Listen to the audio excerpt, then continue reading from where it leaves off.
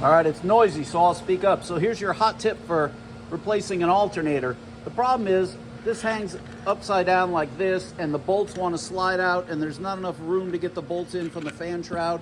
So I'm going to come up with this, which is just a way to get the alternator in without these bolts falling out. The alternator is a 3-bolt mount, so these two go into the block, and then this one, I'm sorry, that's for the pulley. But see, this slot goes here, and that is a pivot bolt. So what I'll do is I'll bench press this up into place, get this bolt on it so it can't fall out, and then this should be close enough, what's that, 3/4 of an inch, half an inch, where I can pull the tape and the bolts will, and then I can get them started. That's my plan. That'll make it a lot easier. Gorilla Tape for the rescue.